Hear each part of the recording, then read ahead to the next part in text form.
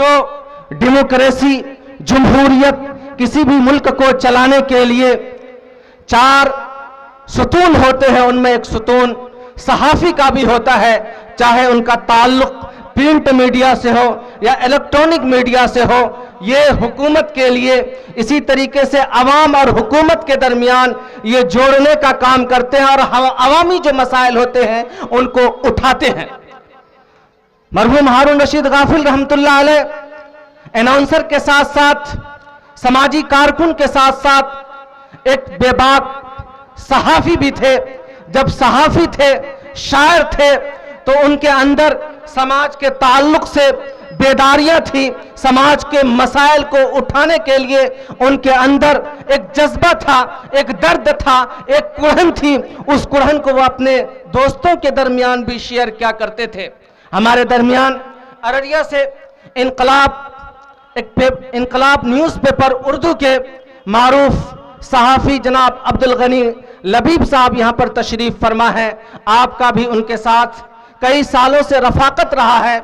आपने उनके साथ कई प्रोग्रामों में, ज़िला के जो सरकारी तरफ से जो प्रोग्राम होते हैं उसमें भी आपकी शिरकत हुई है। इसी तरीके से आवाम की तरफ से जो प्रोग्राम्स यहाँ पर हुए हैं उनमें भी आपकी शिरकत हुई है। मैं चाहूँगा कि आप तशरीफ़ लाकर जनाब मरहूम हारून रशीद गाफिल रहमतुल्लाह अलैह ने सहाफ़त के ताल्लुक से इस कौम के लिए, इस मुल्क के लिए, इस मिल्लत के लिए, इस जिला के लिए जो खिदमत अंजाम दी है, आप उसे पेश फरमाएं। ख़वातीन व हज़रात,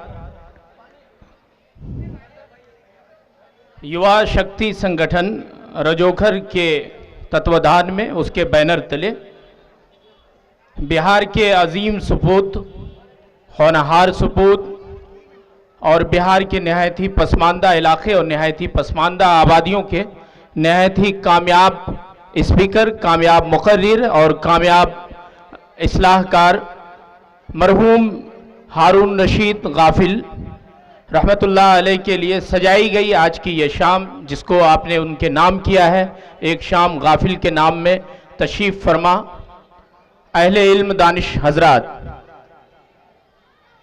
इस तरह के तकरीब या इस तरह के प्रोग्रामों में उमूमन बातों में यकसानियत होती है। एक ही बात को मुख्तलिफ पैराए में, मुख्तलिफ तरीक़े से, मुख्तलिफ अंदाज में और मुख्तलिफ लबो लहजे में हर कोई बयान करता है।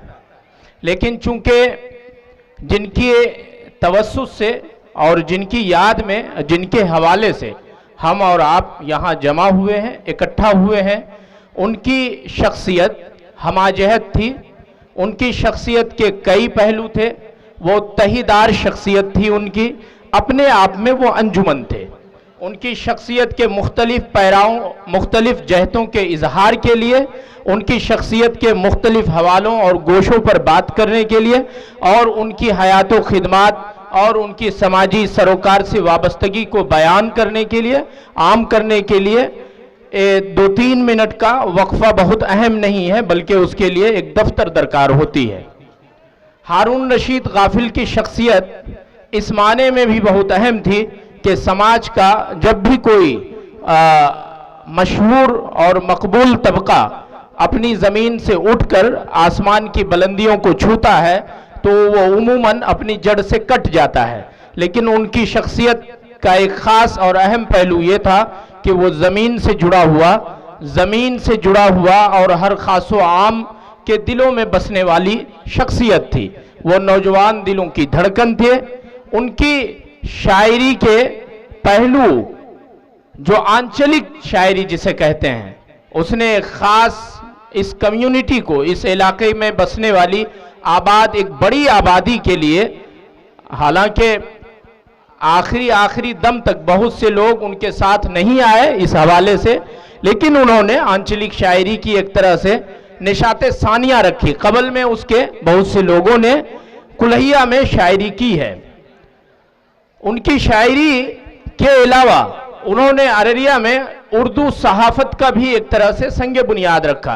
पहले 2-1 नाम हैं, लेकिन सबसे पहला नाम जो उर्दू सहाफ़त में आता है वो हारून रशीद गाफिल साहब का ही है। उन्होंने قومی تنظیم ایک اخبار ہے جو اب بھی جاری ہے، اس کے نمائندے بھی ہیں اب بھی یہاں. قومی تنظیم سے اپنی صحافت کا انہوں نے آغاز کیا تھا اور انہی کے نقش قدم پہ پھر صحافت کے لیے کئی لوگ نکل پڑے اور کئی لوگوں نے کامیابی کے ساتھ صحافت کے بلند منازل کو، بلند ترقی کو چھوا ہے. ان کی عظیم خدمات میں سال 1999 میں ساکشرتا ابھیان کی شروعات کی گئی تھی، جس کو عام عوام تک پہنچانے میں ان کا بہت اہم اور بڑا رول تھا، بڑا یوگدان تھا. اس نے بالکل ہارٹ ٹچنگ، دل کو چھو لینے والی از دل خیزت بر دل ریزت جیسی لائن کہی اور کہا کہ پڑھے گی رضیا پڑھے گا ہریا ساکشر ہوگا ضلع ارریا. یہ ان کا یہ سلوگن، ان کا یہ نعرہ بہت مقبول ہوا تھا. انسانی زندگی میں لکھنے، پڑھنے، کہنے، سننے اور سماجی سروکار سے وابستگی میں ان کی مقبولیت کا ایک ہی وجہ کافی ہوتی ہے، ان کے ساتھ کئی وجہیں تھی. وہ بیک وقت شان ارریا تھے، وہ بیک وقت انقلابی شاعر تھے، وہ نوجوان دلوں کی دھڑکن تھے، وہ آنچلک کلہیا شاعری کے بابا آدم کہلاتے تھے اور آبروئے صحافت انہیں کہا جاتا تھا.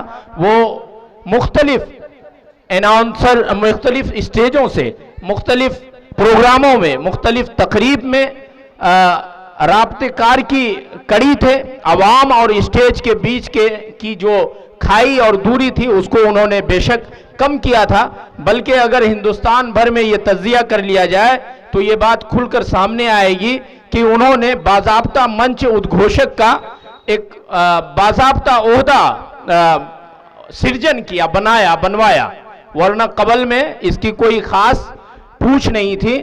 لہذا وہ ضلع انتظامیہ کے پروگراموں میں، جس میں کہ انہیں منچ ادگھوشک کے لیے باضابطہ مدعو کیا جاتا تھا، سب کو یہ پتا ہے کہ وہ صرف پروگرام کے منچ ادگھوشک ہوتے تھے، لیکن مجھے یہ بھی خبر ہے کہ وہ جب کبھی پروگراموں میں شریک ہوتے تھے تو اس موضوع پر یا اس ٹاپک پر جس پر بات ہونی ہے، جس کے لیے میٹنگ منعقد ہونی ہوتی تھی، اس لحاظ سے جو اہم مدے ہوتے تھے یا جو عوامی سروکار سے وابستہ چیزیں ہوتی تھیں اس پر وہ کھل کر اشارے کنائے میں افسران سے بات کہہ جاتے تھے.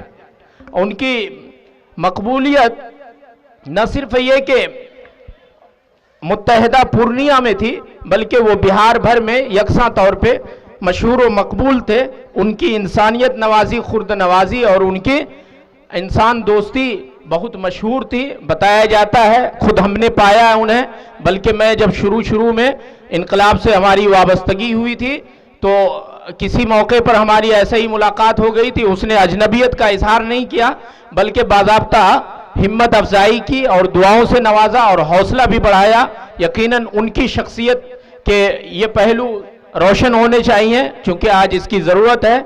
آج کے اس یووا شکتی سنگٹھن کے ذریعے تقریب میں ایک تجویز رکھنا چاہوں گا کہ ان کے مرحوم ہارون رشید غافل کے صاحبزادے امین الرشید، مامون رشید یہاں موجود ہوں گے اور اس پروگرام کے آیوجن کرتا، اس تقریب کے آرگنائزر محتشم اختر صاحب، مکرم آفاق صاحب اور جناب شافع الہدا صاحب اور دیگر محبان ہارون رشید غافل، بلکہ ان کے چاہنے والے اور مقامی لوگ، آپ سب بہت شکریہ کے مستحق ہیں. جس کام کو شہر ارریا کے ان لوگوں کو کرنا چاہیے تھا جن کے لیے ان کی زندگیاں زیادہ وقف ہوئی یا جن کے لیے وہ زیادہ کام آئے. بہرکیف رجوکھر کی سرزمین اس معنی میں بہت بابرکت اور بہت ہی قابل رشک ہے کہ یہاں پہ سی اے اور این آر سی کے لیے بھی سب سے بڑا پروگرام منعقد ہوا تھا. اس کے بعد بھی مختلف مواقع پر یہاں پروگرام ہوتے رہتے ہیں. اہل رجوکھر کو بھی ہماری بہت بہت مبارکباد. میں یہاں پہ ایک تجویز رکھنا چاہوں گا. بڑے بزرگ موجود ہیں، بہت ہی دانش مند حضرات تشریف رکھتے ہیں کہ ہارون رشید غافل کی شاعری، ان کا جنم، ان کے حیات و خدمات پر چند ایک محفلوں میں ٹکڑوں میں الفاظوں میں کہہ لینا کوئی بڑی بات نہیں ہے. یہ تو محفلیں جو ہیں، کہا جاتا ہے کہ پنڈال جیسے ہی ختم ہوتا ہے تو اپنے آپ چیزیں ختم ہو جاتی ہیں. قوموں کو زندگی بخشنے کے لیے، قوموں کے حیات کے لیے، قوم کے ہیروز کے حیات اور کارنامے کو دنیا تک پہنچانے کے لیے ہمیں باضابطہ طور پہ پالیسی ساز طریقے سے کام کرنے کی ضرورت ہوتی ہے۔ چونکہ یہ رواج بہت عام ہے اور چلن بہت عام ہے کہ عظیم شخصیات کے یاد میں ہم اکثر اداروں کا بنیاد رکھتے ہیں، اداروں کو چلاتے ہیں۔